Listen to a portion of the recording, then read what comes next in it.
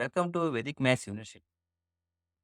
In this video, I'll be telling you the benefits of Vedic Maths and who can use this Vedic Maths for their purpose. Also, I'll be telling you what is Vedic Maths, the benefits of Vedic Maths, and also I'll be taking you through the basic concepts of Vedic Maths. Before we start with the addition, subtraction, or the multiplication and division in Vedic Maths, it's necessary to know a basic concepts like what are the end numbers, what are the carryover numbers, and what are the non-carryover numbers. In this today's video, I'll be taking you through all these concepts. Be connected with me so that you can learn and grow faster in Vedic Maths. So let's move ahead. What is Vedic Maths? Vedic Maths is a name given to the ancient system of mathematics in India, and it is a collection of techniques or sutras to solve the mathematical problems. And it makes the mathematical calculations very easy and fast. So, what are the benefits of this Vedic maths? The main benefits are it increases the concentration power and provides the answer in one line. It develops confidence, self esteem, and sharpens our mind.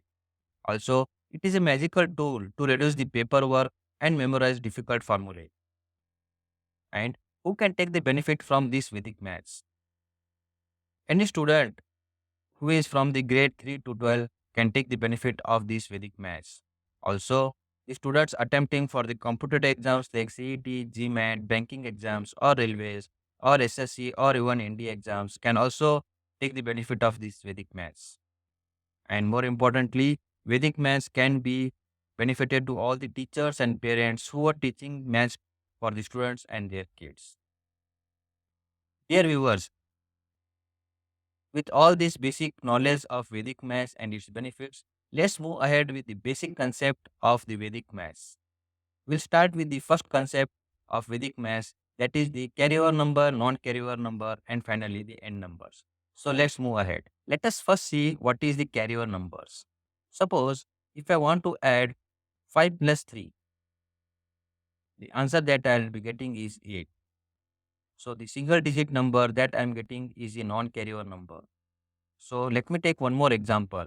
Say if I add two single digit number, say example 2 plus 7. So I will also get the same single digit number, that is 9. So this 9 is called the non-carryover number. I hope you have understood. Let me take one more example of a non-carryover number like 3 plus 6. The answer that I will be getting is 9. So the 9 is a non-carryover number. If these answer the 8, 9 and finally again the 9, if these are the non-carryover number, then what are the carryover numbers? Let us see. Suppose if I add two single digit numbers, say 9 plus 9, the answer that I'll be getting is 18.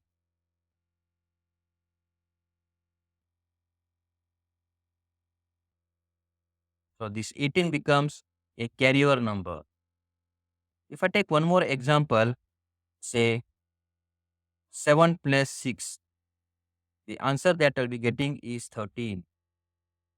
If I add two single digit number, I am getting a double digit number and that is here 13.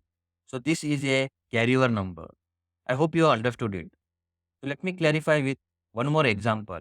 Say 5 plus 5.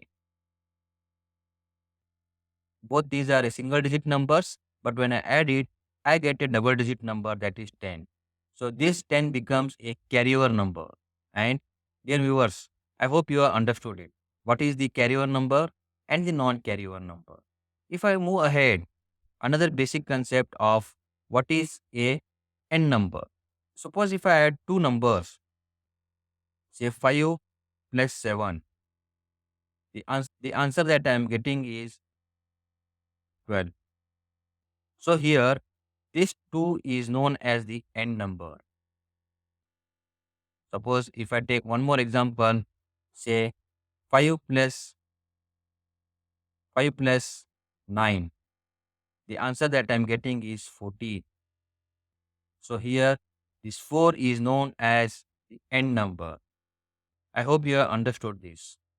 Let me take you through another example for a better understanding. Say 3 plus 7. Here, I am getting the answer as 10. And now this 0 is known as the end number. In the answer 10, this 0 is known as the end number. I hope you have understood the basic concepts of the carryover, non-carryover and this end number. So let us solve this end number problem together. If I add 4 plus 9, so the answer here is 13. So the answer here is 13. So this 3 is known as the end number. Basically, n number is the unit digit number. Here, this 3 is comes in the unit digits and 1 is a tens digit number. So, the 3 is a unit digit number and this is also called as the n number in Vedic Maths. I hope you have understood the concepts of this. Dear viewers, I have given a worksheet in the description list below. Click on it, download that worksheet, and you can solve it on your own to get a better confidence. I hope you have understood these basic concepts. If you are unable to find the answers to my worksheet, please write in the comment box. And to be connected with me, subscribe to my channel, Vedic Maths University, and also hit the bell icon so that you will get the notification for my next videos. And make sure that you come along with the pen and paper for my next video so that we can solve it all together and you will get a better confidence in solving the maths problems. With this, I close my today's chapter. Thank you. See you in the next video. Take care. Bye.